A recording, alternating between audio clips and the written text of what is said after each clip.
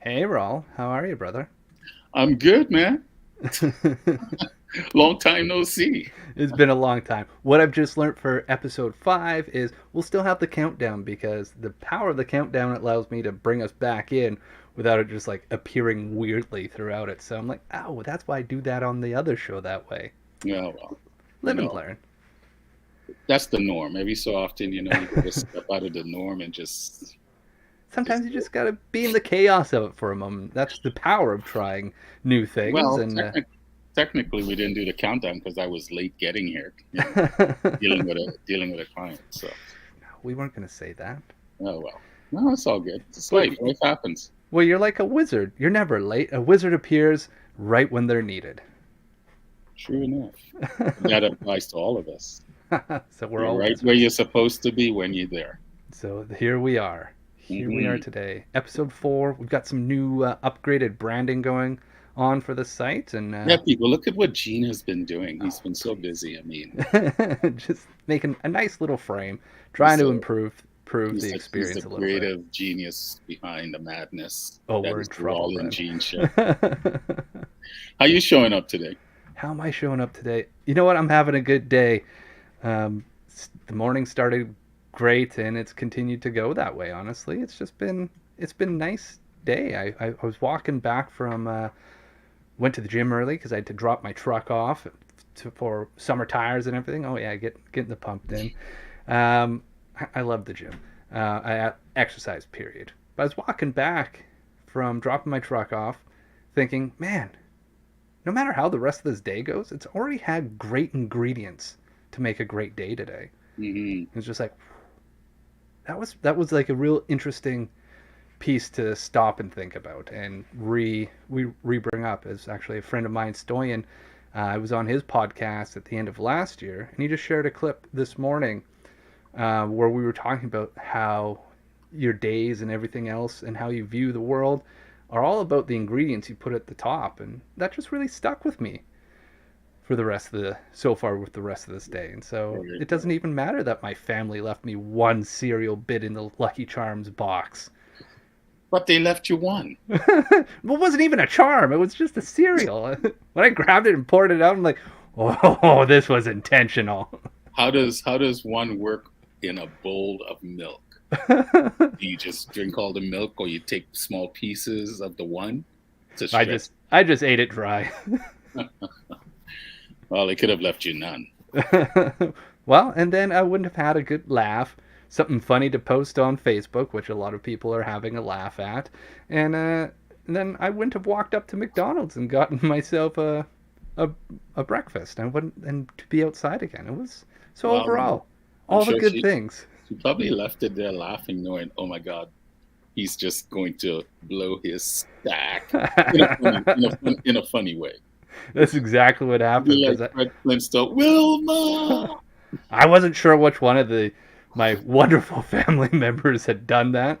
So I sent her a text and like, motherfuckers, somebody left me one cereal. And she just responds, ha ha ha, I wish I could have seen the look on your face. We planned Exactly. that this morning. Yeah, exactly. Good for her. That's good though. Glad you're showing up in a good spirit. So Of course. How about for yourself? Same question back to you, brother. I'm showing up with gratitude, baby. Oh, I'm going to have to start wearing my gratitude shirt because Yeah, we have we'd the be same shirt gratitude. buddies. But if you wore your gratitude shirt, people would have a hard time telling it. It's like looking Can in a you mirror tell the when we've difference? got them I both can't on. tell the difference. Can you tell the difference? I can't tell the difference at all. Two handsome guys, good smiles, you know, waffy hair. Oh, well, yes. No, I'm good, man. I'm good. Awesome. Just dealing with the full cycle of life. Um, but yeah, dealing, just taking things as they come, feeling what I need to feel, not getting too stuck in anything. Yeah. That's the beauty of getting to, I believe, to a certain point in life where I don't get stuck in anything. You know, I embrace it, I feel it, understand why did I create this so I could learn, and then I continue on. So it's Yeah. a good thing. A buddy of mine posted a really nice picture of him, and I haven't seen him in a while, and he's all gray and you can see the wrinkles, and I buzz him and I go, I say we're both getting gray, older, and hopefully we're acquiring more wisdom. He goes, well, we're definitely getting older for sure. Yeah, we are, but we've earned it, and We've that's earned every gray well, hair. getting old. The way I look at it, I've earned this. I've earned getting to this age, and I've earned it through all the experiences that I've had. So yeah, I'm not, that might change in 10, 15 years when I can't walk. I don't know, but right now I embrace getting older. I don't fear it. I don't begrudge it at all. Yeah. Yeah. So, I've earned these battle scars, and I've earned everything.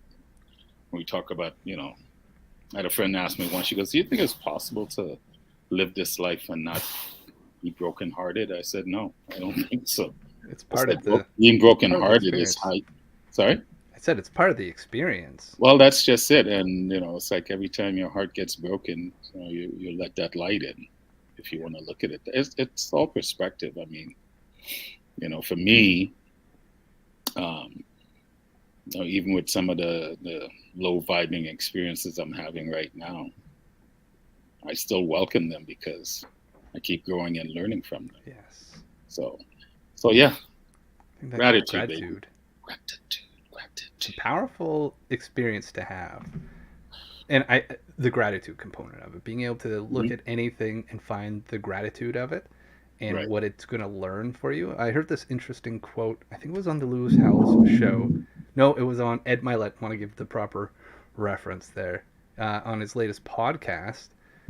And the guest said, you are something along the lines of either in relationship, and I take this to life, it's either love or a lesson.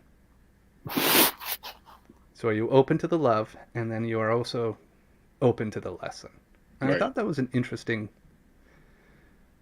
place to have that kind of sit and go, if you're open to the lesson, gratitude kind of has to go along with that. And that kind of ties into what our kind of theme of this episode was about, is like, how do you deal with, not just difficult people, but difficult situations and challenging things that maybe you haven't had a lot of experience yet stepping into and understanding, and being able to experience it, give it its due, and take the lesson from it. Yeah. Well, that's a practice, and you'll get to a point where you're good with it by dealing with a lot of difficult people or difficult situations. I think first of all, you have to accept you're going to run into difficult people, and just because they're difficult doesn't mean they're not good people. Maybe in that moment, both of you are not aligned in regards to how you're seeing things. Secondly, when someone like that shows up in your life, the learning is not just the experience. Are you ready to accept that, okay, I created this experience just by the mere fact that I'm here, and am I open to learning from it? Doesn't mean you're going to like it. Doesn't mean that you may not get angry. And that's another thing. I think a lot of times when we're dealing with difficult people, we're afraid to embrace our anger. Anger just lets you know you're not in a state of integrity with yourself. Your boundaries are being pushed or being challenged or not being respected. And my thing is, are you respecting your boundaries? So if you're respecting your boundaries, dealing with difficult people is, is assertively, yes, being concise, being strong with your words. You don't have to do it with the volcanic anger. Oh, what? You mean we don't have to be that little guy from, what's the movie that they're all inside the kid's head, and anger is like a little Inside Out, I think. It's like pops the top. Yeah, and you don't know, but even if you do, to be good with that and go, okay, is that what I really wanted to do in hindsight? But when it's happening, a lot of times those people are reflections or a mirror. Yeah. And the first thing is, do I want to be acting that way? Right? I mean, obviously this is all mental talk in your head, but if you don't want to be acting that way, I usually use a simple thing even with my clients. Why are you getting triggered? Yes. Right? Is what they're saying truth? If there's no truth in it, why are you getting triggered? Is their behavior something you want to mimic? And if that's the case, why are you getting triggered? And Yeah. if you don't want to mimic that behavior, if there's no truth in what they're saying, then why are you getting triggered? And Right. to So me, there's sorry. another set in there is like that around somebody saying something to you and you're having an experience of it is like, oh, I hear the word expectation Mhm. floats into there. It's like, well, what expectations do you think that they have? What expectations are you having on the situations, and what expectations do you have of them? And how many of these things are all overlapping and like running all over Yeah. each other, causing probably a stack set of emotional responses Yeah. within that. And then Yeah. when you can learn to start to take that step back and go, oof, what did I actually have in my control there? Well, the only thing you have in your control is you. And, like I said, you're not always going to do it what's supposedly right or wrong. My attitude is whatever you do is right. Yeah. Question is it serving you? And it always serves you. How is it serving you? Is it producing what you actually want? Is it honoring your boundaries? It's not so much for other people to honor our boundaries. Are you honoring your boundaries? Because if you're not honoring Let's your boundaries, then you're teaching them how you want to be right. treated, right? So maybe let's dig a little bit for people that are watching us. Mhm, Maybe they, I'm sure everyone's heard about a boundary. How do you define a boundary? And then let's talk about mhm. honoring that and what it means to honor that. Well, for me, boundaries are, it's like operating norms. This is how I will choose to operate as a human being. Boundaries, ethics, virtues, moral. To me, they're all the same word. This is how I choose to operate. Um, I will choose to be respectful in my speech. I will choose to honor, the things that I say and follow it up with the appropriate actions. I choose to respect myself, or I choose to love myself, which is respecting myself and Right. understanding, what my limitations are when it comes to anything. When it comes to dealing with difficult people, we all have a threshold. Do you understand what your threshold is? So it's really, you know, deciding this is how I am going to choose to operate in these moments, and defining that, right, and then walking it, not just talking it, knowing that you're not always going to do that, right? Right. And that's the thing. It's not about being perfect. It's about, am I going to fully own everything that comes from this experience and not blame it on another person? And that's not meaning that whatever they're not contributing. But you said a key thing, it's like, am I willing to step out of this situation mentally to go, what is it really asking of me? From what I'm seeing, is that how I want to act? From Right. how I'm feeling within, do I want to project that out? If I'm feeling angst and I'm feeling amped up and not feeling solid, grounded in where I am in that moment, then what do you think will happen if you open your mouth? So can you take that moment, going back to the 7 habits, the very first habit of being proactive? That's what it's really about. It's about the habit of choice. Can you take that moment, that gap between when the situation happens before you respond or react, to take that time to go, what am I truly wanting from this experience? Are my expectations unrealistic? Have I let go of my expectations and accept what is showing up? Because sometimes that's what gets us into trouble as well. Having expectations. It's not just having them, it's letting them go and saying, okay, this is the expectation I have, but I also know whatever it is that I'm asking for, whatever situation shows up, it's gonna show up. Yeah. And it may not show up the way I want. And a lot of times that causes problems. So, it's just really understanding the ethics that you choose to operate under, the I think norms, the it's boundaries. some of that as well. Like ties back into another a book that you recommended to me probably a couple of years ago. Is the Four Agreements, Yes. and there's a component agreement 2 and 3 is like don't take anything personally and don't make assumptions. Yeah. And the first one Assumptions. kind of ties to that proactiveness of like where the first agreement is be impeccable with your word. Yeah.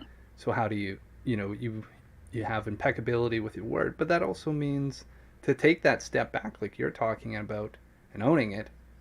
But then the 2 and 3 have always stood out to me as like I think that's that greatest place of learning when you're in a difficult situation. Is like, how don't I take this personally?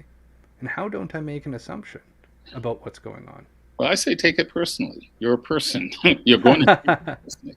I think what Don Miguel means is not to be out of balance with taking things personally, Hmm. right? It's the same thing with the first habit of being impeccable with your word. Ultimately, you mean what you say and say what you mean, but it goes deeper than that. The word is not meant to harm people. Having said that, there are things you're going to say, even as lovingly, you could say it as lovingly as you want. Someone may still be triggered by that. So my thing is always, I'm going to speak with integrity. I'm going to speak as lovingly, as calmly, as assertive as I can. I'm going to be true to my ethics and how I speak, because I really desire not to harm others. Having said that, sometimes even speaking in that tone and manner, someone still may not hear it that way, and you have to be okay with that. But the flip side of that as well is your words. You should never use your words against yourself as well. Yes. And a lot of times, it's not so much what someone says. We use our own words, whether it's in our own internal dialogue with ourselves, to harm ourselves. So when you do that, it is easy to take things very personal, because then you want to blame someone else. And taking things personally is like you're saying, well, you got up this morning just to piss me off, Oof. right?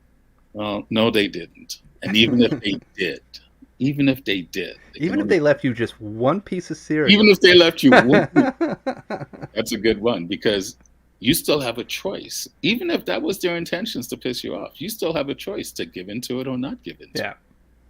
And that's the power of choice. That's the beauty of choice. So to me, when we're talking about dealing with difficult people, the first difficult person you have to deal with is the one that's looking in the mirror, Mm. right? And understanding if that person's a reflection, whoever is standing in front of you, if that person's a reflection of me, I'm a reflection to that person as well. So what do I want to reflect? Now, a lot of times, well, because they're doing it to me, I can do it back. You can, but Yes. then that's not going to really get you what you want. And then what does that say about you if you say you know better? So then I see that as like, well, then if the challenge is you want to deal with a difficult situation, are you adding more difficulty Yeah, into it for the sake of it? yeah, It's like, well, are you going to fight fire with fire? You're yeah. just going to get more fire. And like, I don't know. I think there's a component of respecting that there are some horrible things that do happen, and understanding that I think what we're trying to talk about is not that level, but is like finding that space of like in leadership and within your family and within work and these other Hmm. areas of life, is like, how do you stand in those places, look at that reflection and go, is it me? Am I the drama? And Yeah, then accepting that yeah. and going, hey, how do I want to be? And where I liked about how you were describing your boundaries is like they're a bit of, I hear, like, for me, I hear that it's like you're setting your guidelines. How do you want to be? And how do you want to be when you're feeling at your best? What does that mean? How are you going to? And then that practice, like we talked about in almost every episode up until now, is like everything else. It's a practice. You have to practice going and walking Yeah, that being, and then that's going to become that reflection and that energy of what are you doing? yeah. I find worrying or being triggered just makes difficult situations more toxic, Hmm. right? It's already going to be, if someone's coming at you, you already know it's going to be a difficult situation. Now, you adding fuel to that fire is not going to bring it down. It's just going to make it more toxic. So that's why I said, when you're dealing with difficult people, the first difficulty you have to deal with is yourself. And are Yeah. you willing? And this is where the practice comes in now, saying this, you're willing to step back. Sounds like, oh, it takes like 10 minutes. No, it's very quick if you've been practicing it. My thing is, whatever results come, don't beat yourself up, particularly if they're negative. If you do choose to blow your stack, right? That says to me, then, are you not good with your own anger? Anger is a healthy emotion. Like I said, it lets you know you're not in a state of integrity. So a lot of times we're not good with anger. So we don't want to deal with difficult people because you might get angry. Well, Yeah. what's wrong with getting angry? The question is how you choose to get angry. Not everything requires you blowing Yeah. blowing up like a volcano. Although there's a time and place for that as well. Well, if there was, flip that around. If there wasn't a time or place, we wouldn't have that Well, within yeah, us, we right? wouldn't. Like, Yeah. so if it wasn't meant to be there, it wouldn't be. We wouldn't have access to that. Well, we wouldn't have access, but the way we're given access, we're not really taught the importance of anger. We're not taught what anger is, and the way we're really taught how to deal with this, just don't do it. Right now, having said that, maybe over the last few years, few decades, we've been maybe doing a better job of understanding anger and positioning it. Although I still challenge that, but anger is a healthy emotion. It's one. We just we always want to think we're really good with the fluffy, the nice emotions and feelings. What about the so-called negative ones? I don't see them as negative. I just see them as part of our emotional makeup. Yeah, they And make a bit of tapestry of how we are showing up, yeah, and and if you're out of it's a balance with choice. anything, if you're out of balance with any one of them, that's not a good thing. You No. can be out of balance with love as well. This is sometimes where people get into controlling situations. They have they have such a desire to please everyone, and you have people out there with true narcissistic tendencies that when they see someone like that, they will want to take advantage of that. Yeah, Oh, you want to please me? Doesn't matter what I do. So they're willing to please someone at their own expense. They're willing to allow someone to hurt them and to belittle them at their own expense out of that desire to please, and yet not wanting to please themselves, to honor their own boundaries. But that's what they have to learn. The question yeah, is, will you learn it?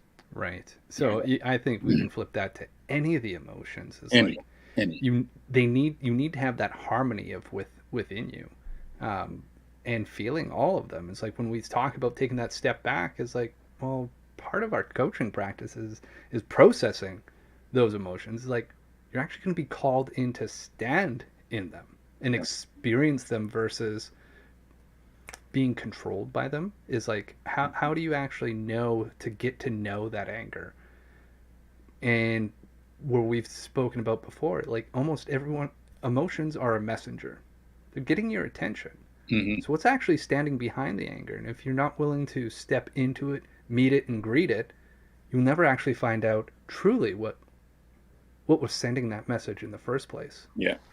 And for me, I used to have a major problem with anger. I like to think I've gotten better with it. I could be wrong, but um, and a lot of my anger, what was behind, the anger was what you saw, Yeah. but what was behind it was this hurt little boy that felt abandoned by his mother because of life circumstances.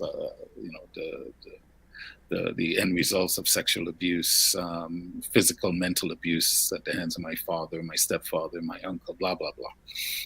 So especially when it happens to you at a younger age, and I don't just mean 4 or 5, but even as a teenager or a young adult, sometimes when you don't understand why some of these things, these events, these experiences are happening, it fuels that anger, and then you look for reasons to be angry, right? When you run into a difficult person, it's like almost subconsciously you say, oh, here's an opportunity for me to practice my anger, to use my anger, to justify it because of what they're doing. Right. So And I for see me, that I that don't get caught up now in what I call default anger, the old oh, anger the of those default mode. experiences. Yes. I can get angry in the moment. I have no problems with my anger. I'm quite good with that. No problems in showing my anger. The question, I just don't bring in 50 years of experiences into that. Right. Now, You having let said it. that, doesn't What mean am I don't do it. So, but well, unfortunately, none of us are perfect, and if we were, I think it'd be kind of boring. But what you're saying here, Rawl, is like now by you being able to understand what was driving that default mode network of yours around anger is like, first off, that was a survival mode. yes, very much That so. that was a piece that helped you survive, and that was some core, messaging going. This is how we survive. This is a tool that we use to survive. Hmm. And as you got older and bigger and stronger, it was most likely a very effective tool, Right.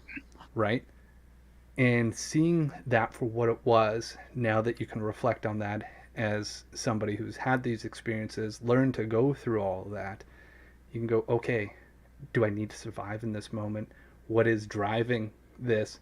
And how do I now use this in the moment without bringing all of that past crap Hmm. with it? It's like, Hmm. what role does anger play right now? What role does love play? What role does gratitude play right now? Hmm. Making that choice from there, right? It's Yeah. like that think, feel, choose.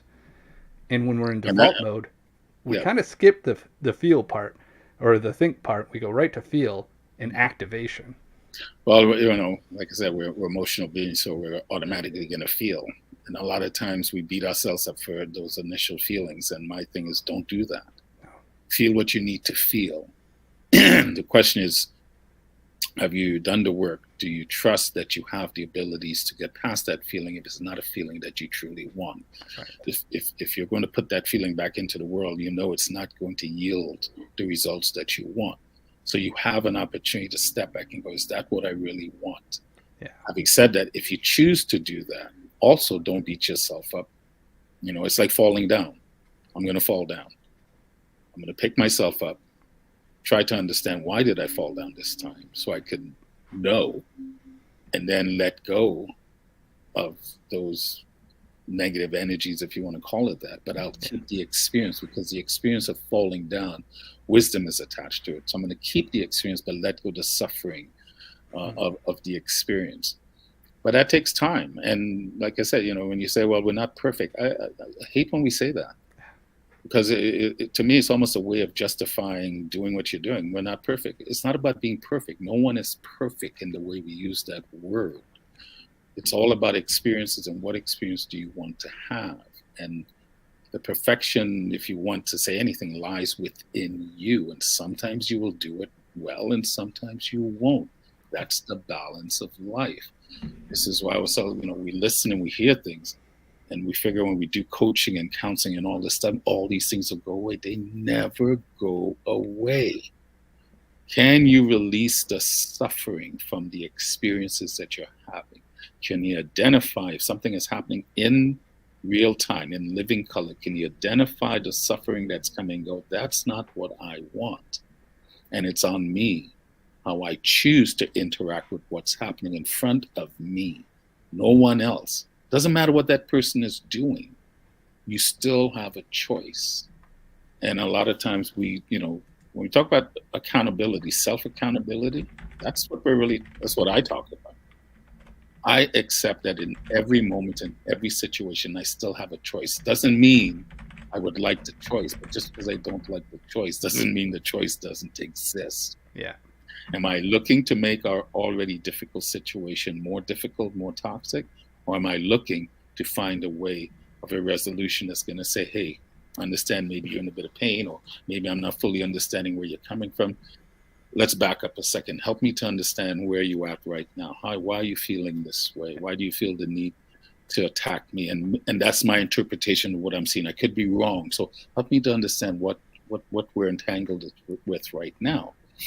And if they're willing to do that, more times than not, they're willing to do that based on you and your tone and how you approach it, how you approach them. Because maybe before they came to you, they had something terrible happen, or they're just having a bad day, woke up on the wrong side of the bed. Who knows? Yeah.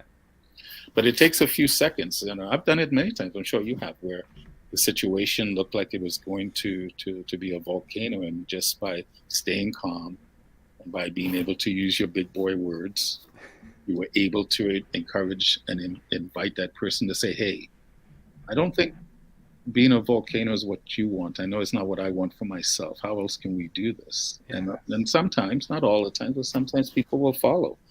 They Well, just need a little yeah. guidance. That's all. And even hearing that is like, it's an invitation, right? That's all it is. Yeah. And not every invitation is going to be accepted. Nope. I don't accept all of them. I don't. I explained to you, I don't know if I said it on a past show, I had a situation a few months ago with my stepfather. And my stepfather and I have been at odds with each other since I was 12 years old. And When I came back to Toronto, the intent was to, spend some time between my mom and my sister, and very quickly, you know, his old ways ramped up, and so it was like, okay, I'm just going to stay at my sister's. And my mom is, I think I went once since I've been back, and she'd been bugging me to come down. I kept saying no, no, no, but then she hurt her ankle, was having some issues with her ankle. I figured, you know what, I'll go down and help her, because she was struggling moving around. Yeah. And I figured, expectation that because of that, he would be different. Wrong. Didn't matter to him. Yeah. So here I am back in this situation that I've been dealing with since I was 12. And I realize it's not him, not even my mom. This is on me.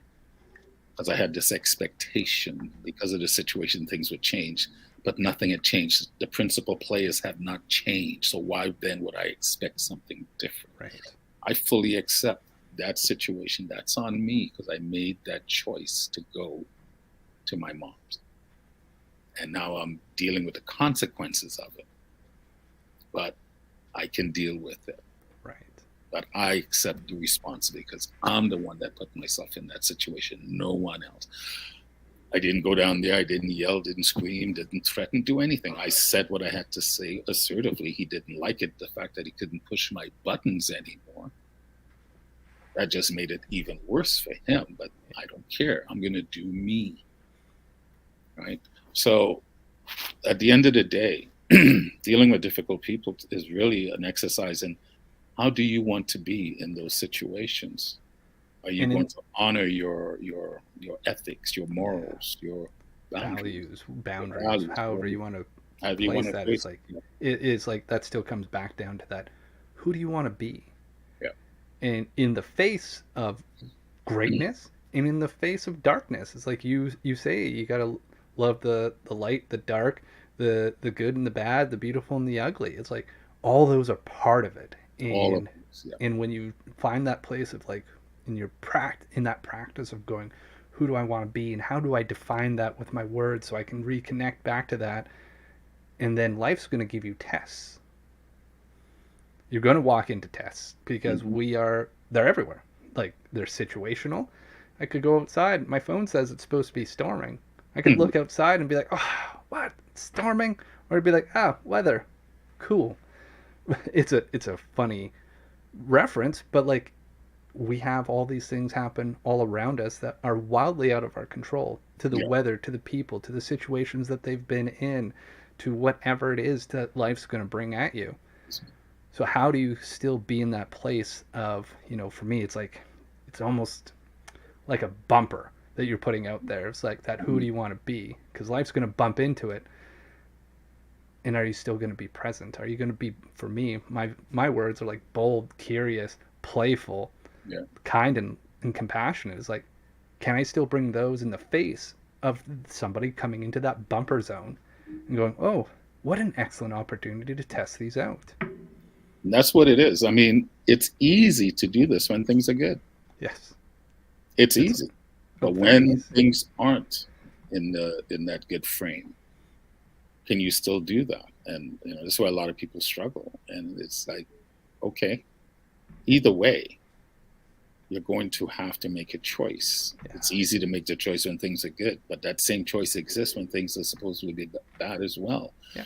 And like I said, sometimes we don't like the consequence that we see coming. That doesn't negate the choice. No. You still have a choice. I used to use this example when I was teaching at Cato. I'd always say to my students, but I used to work with them about choice and stuff, and they always go, well, you don't always have a choice. I go, yeah, you do. And I'll go, let's say a bandit busts into the classroom right this second, puts a gun to my head, said, I'm killing Rawle for whatever, pulling the trigger. Do I have a choice? And a lot of them will go, oh, you could try to knock the gun. Nope, there's no knocking the gun away. The trigger is cocked. It's done. Do I have a choice? Oh, you can MMAM and all this stuff people makes that go. That is not an option. It's done. Do I have a choice? And they'll go, well, then, no, you don't. I go, yes, I do. I still have a choice in how I choose to meet that moment. And no gun, no one can take that away from me. I still have a choice in how I choose to meet that moment. Mm. That's just what life is. Every test is a moment to exercise who you are inside. This thing about treat others the way you want to be treated is a good one. But the flip side of that is I treat others based on what I hold within me. Mm. What do you hold within you is what you will put out into the world. Yes. What you hold within you is what you will attract. This is how, to me, abundance, when we talk about manifestation, you actually pull in the things you want based here, like you're a magnet. You're pulling it in based on what you hold within. So how I treat others is based on what I hold within me. And no one, from what I understand, can take that choice away. So ultimately, it always lies on you because it's all about you. The universe is working to conspire with you to learn, for you to learn and to grow. And we tend to learn and grow from the harshest experiences of life. Well, it's where we put our greatest practices in. Yeah, it's when things get difficult. Will you lean on what you've been practicing? Mm-hmm. And what you've been practicing, I'm not going to say it's good or bad, it's whatever you've been practicing. Then you have an opportunity to look at the end result and go, maybe I need to look at my practice. Yes. Right? Maybe I need to look at my practice because I definitely didn't enjoy that experience. I definitely didn't like the consequences from that experience. And I need to look now. Some will say, enlightened person will choose that path. We're all enlightened. It's all about awareness and learning and growing. No one is more aware or more enlightened than another person when we're talking from a spiritual spectrum. You get it when you get it. But to me,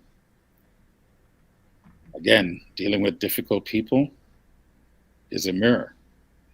And the first difficult person you have to look at is yourself. Am I being difficult? Right? So then again, what the hell do I know? And then I feel almost we're called here to like plug a thing we're doing all about looking in the mirror. No, not that self-promotion stuff. We're gonna do some self-promotion stuff. I'm sorry, it's the difficult thing. We gotta look in the mirror to see the me that I don't see. Well, everything in balance, right? Oops, sorry. Oops. Are we back balanced? There we go. Yeah. And it's just like that. We squirrel right off track. It's going not that we on. don't want to promote the me that I don't see program. The me that I don't see right now. I'm not seeing that this dread is deciding to do whatever it wants. But no, that's actually a good segue into why I mean, the me I don't see is actually kind of what birthed this podcast. Yeah. In regards to us getting together and studying to build the experiences, I don't like saying workshops is an experience. Yeah. Workshop experience. Workshop experience. It's labels, whatever label you want. Labels are good. How else we're going to communicate certain things? It's just sometimes really stopping to think about the labels we attach. I don't fear labels. It seems like we live in a world today where we fear labels now. But anyway, we're not going to get into that. But the me I don't see experience, it's funny. It's what we've been talking about. That's what the experience is about. It's about, what are you not seeing about yourself? What are you not wanting to acknowledge about yourself? Are you ready to be brutally honest with yourself? You know what's hindering you. You know what roadblocks are showing up.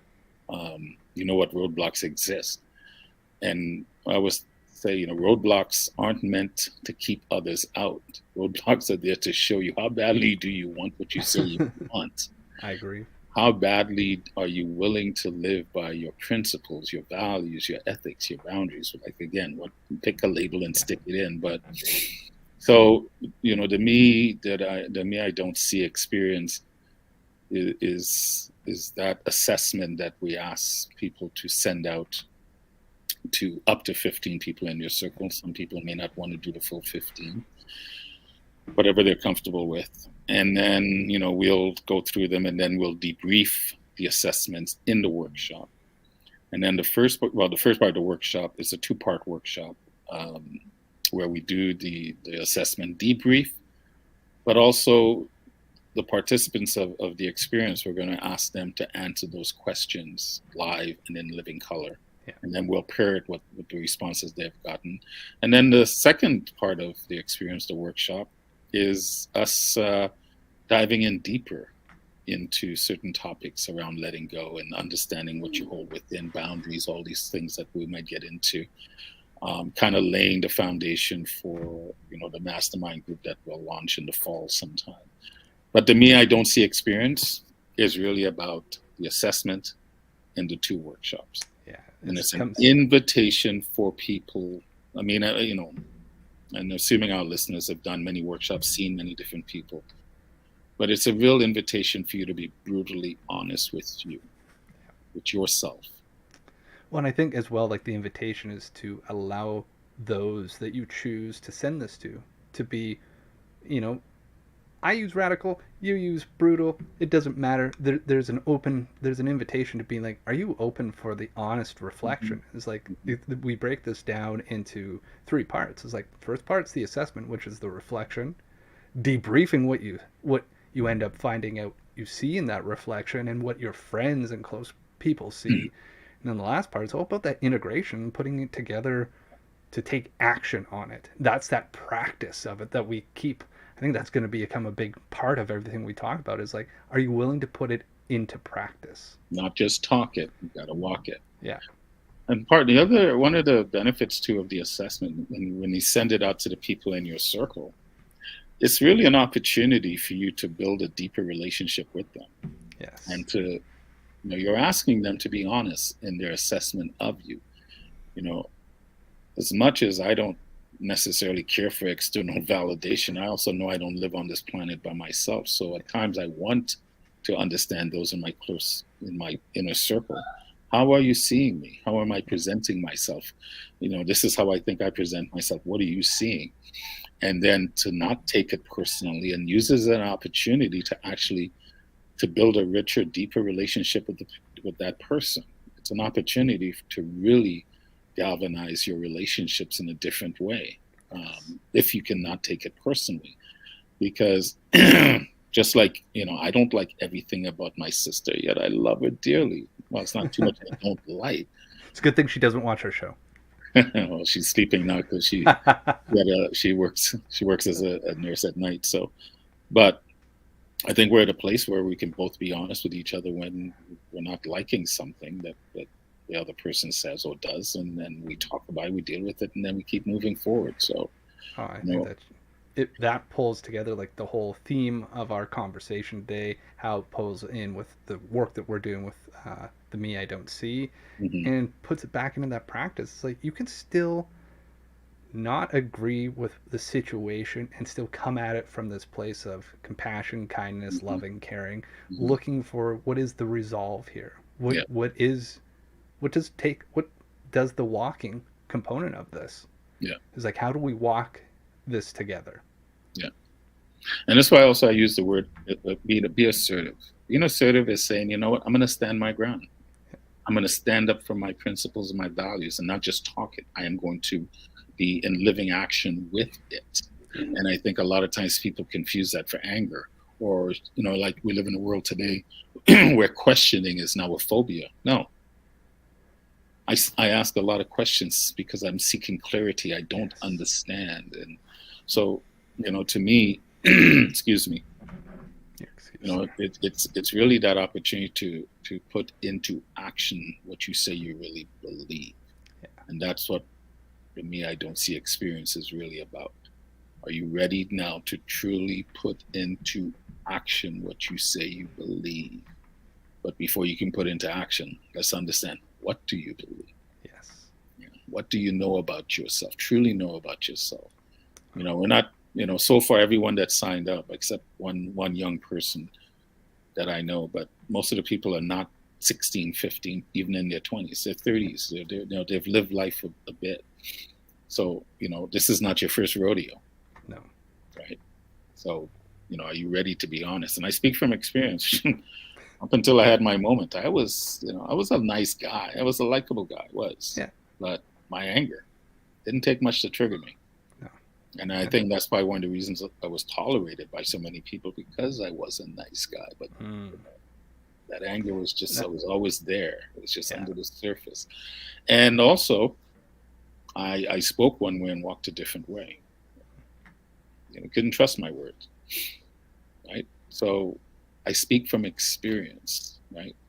I choose not to be that way because I was that way, and I don't fear it. I have no regrets over it, because without it, I am not here today. Right? And this is when we'll get into this with people when I talk about, really getting right with your vault of wisdom. Your past is your vault of wisdom. So, but I'm not going to give everything away, because then why sign up? But don't worry, we'll be back here next Friday giving more away. We have to do this again next Friday? I think we committed to breaking the infamous 10 episode mile marker. Where was my choice in all of this? You said yes. Did I? You did. You laughed, and when I think we could do 20. I think my dreads sometimes morph into me, and you think it's me. See, the antenna goes up, and it's just like, what's it picking up? Just call me Alfalfa. For those of you that don't know the reference of the Little Rascals. Well, no, I've really enjoyed doing these shows, and I'm so glad this came out of us coming together and putting our heads together. And I can only hope. I have no expectations. I can only hope that people are getting something from these few minutes that we spent together. And I believe we're both speaking honestly and openly. I'm not looking to impress anyone. I really don't care about that. I'm just going to speak my truth. I'll speak about the practice that I've done, the things that have worked for me. It's just an invitation. Do it, don't do it. It doesn't matter. It's up to you. But I'm going to speak my truth in regards to my experiences. My education through my days in the business world, the things that I've learned, the programs that I've taken. So for me, it's not about telling anyone how they're living is wrong. It's for you to go, I know there's something not completely fulfilling in how I'm living. And I know it's upon me to change that. And this is why there's people like us. I always invite people, find someone that you trust that can help guide you through this process. It's not an easy process to step into the abyss and want to deal with the shadows and the demons. And then one day you'll get to the point where you realize the shadows and the demons, they actually are not showing up to hurt you. They're actually showing up to go, here's another opportunity to show just how strong and powerful you really are. Sounds like another episode in our near future. We're going to add that to our topic sheet. I think so. Well, we're definitely going to add anger. We can add that as well. So. Well, I think it's time for us to wrap up. We've blown past our 45-minute mark, as we always do. Rawle, any parting words around changing the tide? I say changing the tide again. It's an invitation for you to look within, and it's not to put rose-colored glasses and not honor what's happening in front of you. But even what's happening in front of you is an opportunity to go, is that how I want to represent myself? This is threatening my boundaries. Am I going to honor my boundaries and stand up? Sometimes it's best to go, you know what? I'm sensing from what you're showing me and not in a good place to have this conversation. Let's just back off, cool down, and come back and try again. Right? Sometimes it's okay to walk away instead of standing there and doing this. So ultimately, turning the tide again, dealing with difficult people is, are you ready to deal with the first difficult person, which is yourself? And before we tie this up, we're already running late. We're going to do a poem. All right. You got one for us? I thought you were going to introduce that segment, but I guess I just did.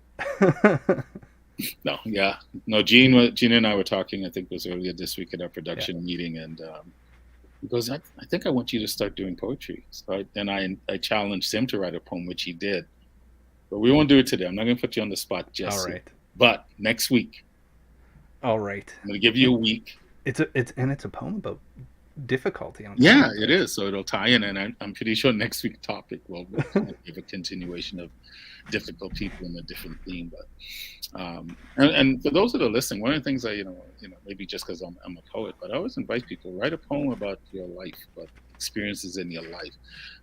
Don't worry about whether it rhymes and has the right metaphors. Just pour it out and see what comes. And so Gene and I, every week we have a production meeting, and each week we find ways to challenge each other. How are you going to step out of Yeah. yourself?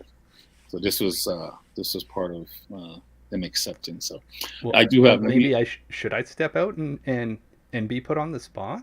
Well, you want to go first, or you want me to go first and then you go? Well, maybe we'll save the best for last. So, There's no best. It's not a competition. well, All right, you go first. and if it was, we know who first and second would be when it Yeah, comes to whatever. writing poems. No, no. All right, Well, instead of sitting there stewing, get it out of your yeah, system. let's get it out of the system. This is the show about facing the difficult things, and honestly, like, so for me, writing has always been this place of like difficulty. It's never, it was, I was always challenged putting my words on paper, and especially following grammar, at least according to my teachers. So, with all that said, let's give this a whirl. Let's dive in. All right, so the topic Rawle challenged me to write a poem on was dealing with difficult. Difficult was something happening to me. Deal with it, boy. Yet left to figure out what that meant on my own. Difficult. It was just a label for who I was or how I was being. Speaking, writing, understanding, making friends, it was all difficult. I believed life was difficult because I was difficult for those around me. What that boy believed was a me that I did see. Life had to be difficult, or else what would it be? Who would he be, unconsciously on the hunt for the difficult? Because it could then be solved. He learned to solve difficult problems. He was acknowledged when he solved difficult problems. The problem with difficult is he never learned to turn it off. The difficult collected around him, bearing him beyond the eyes of the world. The me he didn't see was beyond what he did. The doing saved him and buried him all at the same time. The difficult of being difficult is that change is difficult. What becomes of the badges of difficult, busy, and doing, all lined up waiting for the attaboy to catch his breath. The him I see was incredible, resilient, brave, and strong. The him I see can be put down, he can put down the tools and catch his breath and finally go off shift. He can rest, he can play, and he can explore knowing I've got this like never before. He can be, and that is going to be served by all he learned. The me I didn't see gets to explore the who he chooses to be. Ooh, all right, there we go. So, as you know, I host a couple of poetry shows, and I always ask first-time readers. So, how did that feel? Difficult. Did it really? A little bit, right? I'm self-narrating and managing that, so I kept managing to bring How it back to the did present. it feel? It felt freeing. Is that the right word? Exhilarating, freeing, open to putting it out there is just like felt I don't at know. peace. It felt like Whoever, there's the peace here. whoever is listening, I hope you enjoyed that because that was really good. I would invite you to come and read at my show. It's Oh, a wow. really good piece. I don't know how much poetry you've written it before, or prose. It's more like prose, but still, it's that was really good. Thanks, brother. I Appreciate that. love the setup. I love the repetition of how you use difficult, but yet then how you were creative in the repetitiveness of it, and then tying it into the me I don't see, and then the him that you did see. Yeah, Yeah. it's a really good piece, man. Thanks, brother. Appreciate that. Well done. Thank you for the challenge. It was fun doing and just being creative. Yeah. Well, I would invite you to keep doing it. Don't just because write. Um, you know, maybe one day you might want to do an open mic and come to my show, but that's not what I'm asking you to write. Yeah. It's just it's in there. Question is, can you get out of your own way and just let it out? We just did today. Just So, did today. So I what applaud. better place than on our own show? Like, Well, why not? It's our show. We control the mic. So I will applaud you, but I'll snap it up. Right? Let's snap it up. Let's step into the time warp and go back into 1960 Chicago, sitting at one of the broken jute joints and listening to jazz and poetry and smoking reefer. Oh, we're in the speakeasy now. All right, I'll share my piece and then we'll wrap this bad boy up. This is a new piece. I still don't know if it's done, but right now I'm calling it Words of Medicine. Okay. Thoughts flow freely like words of medicine upon a blank page. I fell from the wound into a veil of suffering to create footprints on this journey of duality. Bliss ignores the cries for balance as the silence of pain hides the echo of my heart. I am neither good nor bad, but a matter of perspective, a delusional paradigm of my soul's mind. In the night sky of dreams, I borrow angels' wings to explore the heavens as I escape the loneliness in this time, in this space. My gaze looks to the unknown, remembering the horizon of a peaceful sunset. And in the stillness of beauty, light casts shadows as I stand fearful in the garden rooted in my karma. I am the rose and the thorn, the harvest of wisdom and of peace. So. Oh, did you just spotlight me? I did just spotlight you. It just came back. I'm like, where did Gene? It was so bad he ran away. So, it was so good you needed the spotlight for yourself there. Well, if I had the controls, I would have spotlight you. So you don't need to spotlight. I appreciate it. No, I like that piece. I think I have like 30 new pieces that I'm working on. I'm still trying to figure out the best way to get to share my poetry. I think I'm just going to share it. And this is just one way of sharing it. So got to put it out there. Well, I don't know if I want to do another book. I still have my second book that I still have to kind of somehow release. I might just do it as an ebook. And I think a lot of times, we get bogged down with trying to make money from it. I'm just going to put it out. And if people want to donate, great. If not, I don't really care because, for me, I'm just talking for myself. I know where it comes from. So, but, I do enjoy it. I enjoy writing it. I enjoy the process of creating it, getting this download and, whether it comes as one sentence or a thought or it comes almost complete. And then I enjoy playing with it and seeing where I can take it and not trying to overthink or, there's some amazing poets out there in my circle and in the stuff that I do, and not trying to be like anyone else. Because people are always like, oh, this poet is great. We're all great in that regard. Yes. And everyone has their style and their way of delivering and just being good with you. So I enjoy that process of building and doing it. So kudos to you, my brother. Kudos to you for thanks for the challenge and for the step up and write another one for next week. All right, fine. Well, you don't have to. We've already done the challenge, but But it's still a continued challenge, right? Yeah. All right. I think every show will just end the show with poetry. So I love it. I think it's a good place to end. So okay. For everybody that's watched the Rawle and Gene Show, The Power of Coaching, this has been episode 4. We've enjoyed doing this, talking about changing the tide on dealing with difficulty and how that shows up in its many forms. We invite you, as always, to join, continue to follow, subscribe wherever you are. Eventually, in the very near future, this is coming to an audio platform near you, and we'll let you know once that's out as well. And for anything else, definitely check us.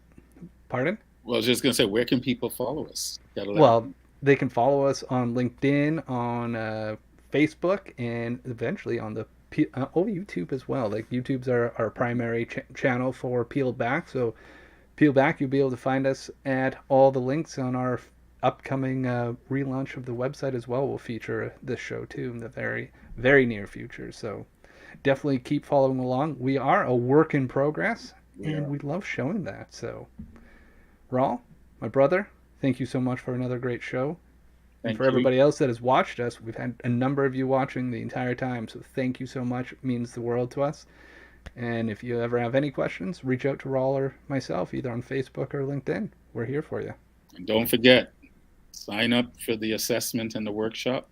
Those links are in the comments down below. Definitely go get it, whatever platform you're on. Those were linked up there. So until next Friday, I'm Gene. That's Rawle. Yeah, there it is. Love you And we'll guys. see you next Friday. Bye.